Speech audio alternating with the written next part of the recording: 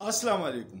پرون می یو ویډیو کلیپ وکړو او له می په ډیر خپه شو. خواجه آصف چې کوم زموږ وزیر دفاع دی هغه نه یو صحافي تپوس کو چې جی په دوو صوبو کې اپریشن دی په خیبر پختونخوا او بلوچستان کې او په دوو صوبو کې کرکټ دی میدانونه آباد دي دا ولی دي د خواجه آصف سره دا غي جواب نو یو قسم زبر ورته ویم چې او تختیدو لاړو په گاډي کې کېناستو د دې خبره جواب ورنکو. زمان په ډیر خپه شو. پرون تاسو سوچو کې چې پرون په پښتون سیمه کې دومره لوی واقعیات شوي دي. اول په تخبه کې په چیک پوسټ باندې حمله وشوه، بیا په بنو کې چې کم د امن مظاهره او ټول قوم په اتفاق سره راوته په هغه کې د فایرینګ افسوسناک واقعیا 100 کس شهید 100 زخمیان. بیا په میرلی کې یو حمله اطلاع وا، بیا په زوب کې یو دماکه وشو. نو هر طرف ته پښتون مري. کو ته سوچو کې چې کم تخبه کې پولیس سټیشن باندې حمله شوې ده نو پولیس والم پښتون دي، حملاورم پښتون دي. ظالمانو داسې لوبه کړې ده چې په دوانو سایډ باندې پښتون وجل کېږي او چې کم امري هغه تم پته نه چې ولې وجنه مو چې کم مړ کېږي هغه غریبم پریشان دي چې ما ولې وجني. د هندوستان کې یو فلم ډیر مخکې هندوستان کې به د هندو مسلم فسادات ډیر زیات کېدل نو پاغي باندې فلم جوړو انومه زمانه ير دی خو فلم کې یو سین ډیر د عبرت دی. یو د هندوانو بلوایان راځي مسلمانان وجني او د مسلمانانو ګروپونه زی او هندوان وجني.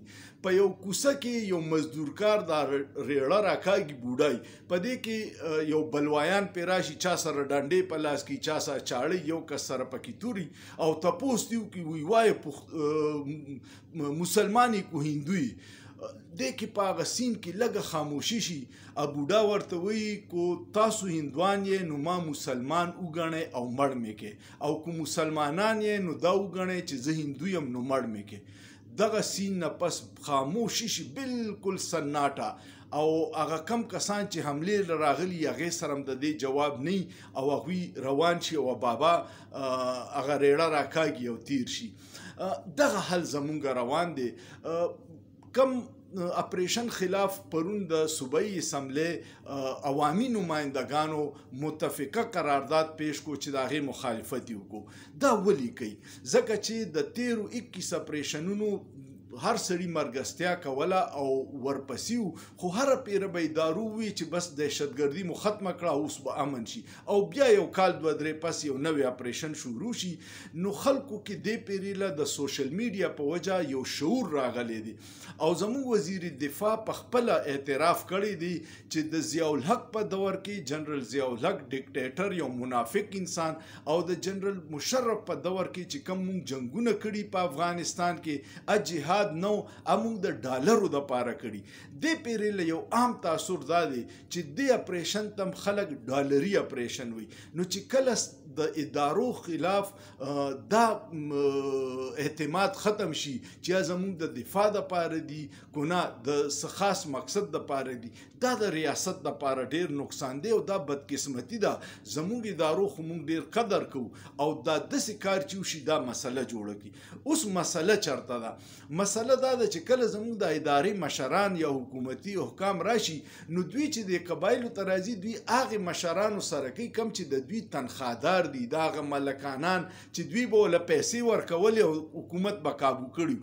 دوی دی په ګراوند باندې ځوانانو نه تپوسو کی چې حالات سدي ځکه چې هغوی سره اقا کار کیږي. د هندوستان فلم هغه یو طرف ته دهشتګر وجني بل طرف ته اپریشن کې د دوی نقصانات کیږي. نو دوی اوس د دې جنگونو نه تنگ دي او امن غواړي او د هرې مسلې حل په مذاکراتو کې دی. زه اکثر خلکو ته وایم د چا په لاس کې چې سټکی هغه ته هر شی میخ کاری بس را بغي ورلا او ستې جوړي. په هر مسله په سټک نه حل کیږي، هر مسله په ګولې نه حل کیږي. د هرې مسلې حل مذاکرات دي او هغه روټ کاز کته پکار دي چې ولې دلته کې بار بار کیږي. خلک دام د شکوک او شوبات اظهار کوي چې کم دغلته د سکیورټي فیلیور کسانی چې د افغانستان بارډر نه یو سړی راځي او په میرالي او میرانشاه کې سل چیک پوسټ کراس کوي او د بنو خار ته راځي او د کینټس دیوال سره گاډي جنگي.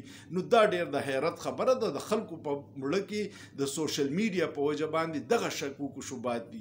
ادارو له پکار دي چې د عوامو اعتماد بحال کړي، هغوی ته ووایي چې د دې اپریشن فایدې څه دي، نقصانات یې څه دي، هله به دا اپریشن کامیابیږي. کله چې صوبایي اسمبلی ټول متفقه طور د دې مخالفت وکړو، دا د دې عوامو د نماینده خلک دي، دوی ته پته ده چې د عوامو نبض څه دی، عوام څه غواړي.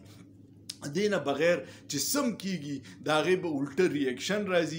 بیا پکې مسله دا ده چې بله ورځ یو هفته تحریک لبیک والا اسلام آباد یرغمال کړی، اسلام آباد او پینډۍ رابطه ختمه وه، هغې سره حکومت مذاکرات وکړه، د کچې ډاکوانو سره څه نشي کېدی. او دلته کې چې عام خلکو خلاف اپریشن دی، دغه شکوک و شبهات ډېر زیات دي چې صرف پښتانه د اپریشن یا د جنگ لرګي ته ولې جوړوي. نو دا غټې مسلې دي. د ټول نه پکې یو اهم خبره چې د بنو دا څومره واقعاتو شو، په دې باندې زمونږ ټول ټي وي چینلې بالکل بلیک آوټ کړی، نه ښودل. کم خلک چې دا چینلې ګوري فوري د دې چینلو بایکاټ وکړي، د دې چینلو چې کم چا په نیټ باندې سبسکرایب کړي ان سبسکرایب کې، دغه چینل د کورون نو باسي چې کم ستا سره د امن د आवाज د پاره نه ودرېږي، ستا د ظلم چې پتا کیږي د هغې د پاره په आवाज سره نه ودرېږي، دغه خبرونه اړو کتل نه دي پکار. کم لیډر چې دی وخت کې د امن سره نه ودرېږي، د هغه کو د هرې پارټۍ د هغه مرګستیا مه کوئ. کم عالم کم مولا چې په منبر د امن خبره نه کوي او د امن لشکر کې نه، د هغه خواله مه ورځئ. دا وجه دا ده چې زموږ نسلونه تیر 40-45 سال راسي دی جنگونو وخوړل، نور دا خطه امن غواړي او د پاکستان بقا د آئین او قانون سره ده. او دا څلور اکایانې بلوچستان، خیبر پختونخوا، پنجاب، سند چې د دې په دې ریاست باندې اعتمادي، نو پاکستان به مخکې ځي او ترقي به کوي. او 25 کروڑ عوام ډېر لوی سټرنګ دی، ډېر لوی صلاحیتونه دي. کو خدای موږ د دې عذاب نه وویستو نو ملک به ډېره ترقي وکړي. امید لرم چې ستاسو به دا خبرې خوښي. کو په دې خبرو کې مو څه نور سجیشن وي نو په کمنټس کې ماته ولیکئ چې په هغې م ویډیو کو، ځکه چې اواز چوتول پکار دي. موږ د امن خلک یو، جنګونو تباهي وکړه بس نور امن غواړو.